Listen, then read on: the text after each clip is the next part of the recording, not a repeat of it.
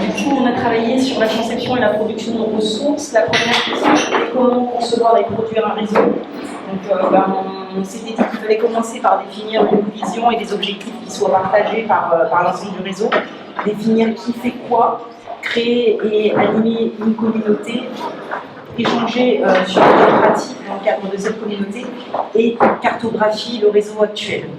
Je te laisse, Christina. Alors, le mot clé pour la conception et la production des ressources qui s'est dégagé au fil de tous les groupes qui sont passés, c'est le mot cartographie. Donc, cartographier les outils de conception, les outils de diffusion, cartographier les ressources humaines compétentes dans la production et la conception des ressources, cartographier les méthodologies que chaque région met en place, les ingénieries, les types de parcours, les outils, les plateformes, et tout cela avec un souci de création d'une communauté de pairs, experts dans la conception et la production des ressources. Un autre mot-clé, ce serait de faire vraiment des zooms et des focus sur l'expertise de chaque région dans la conception et la production des ressources, pour s'appuyer justement sur cette expertise. Ensuite, sur les outils dont on aurait besoin et pourquoi faire, donc un outil qui soit capable de diffuser les ressources, un outil qui soit capable de créer, donc un outil auteur et puis une plateforme de diffusion. Aujourd'hui, on a différents outils. L'idée, c'est pas de revenir peut-être à un seul outil, mais de se créer des catalogues d'outils qui sont, on va dire, partagés.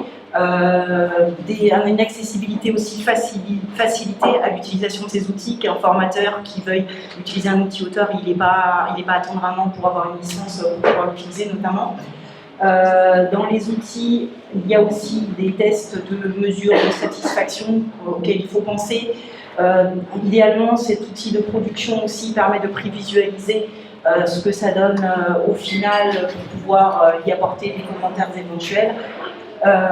Et puis le format des productions de ressources digitales, idéalement, ce sera un format SCORM qu'on pourrait du coup se partager tous, qu'on ne soit pas lié à une plateforme spécifique.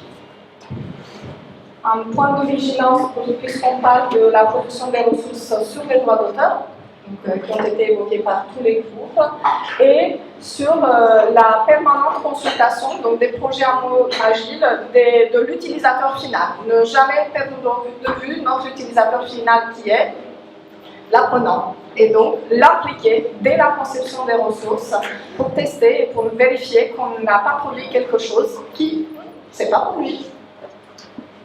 Et puis bon, pour terminer, parce qu'on n'arrivera pas en 2 minutes à résumer tout ce qui s'est dit, ce qui était très important, c'est aussi se créer des ressources, c'est bien, mais derrière, il va falloir être très vigilant sur l'organisation, le répertoriement, je ne sais pas, la bibliothèque de toutes ces ressources. Il faudra l'organiser, du coup favoriser des ressources qui soient très courtes, pour qu'elles puissent être aussi réutilisables un maximum sur différentes typologies de formation. Voilà.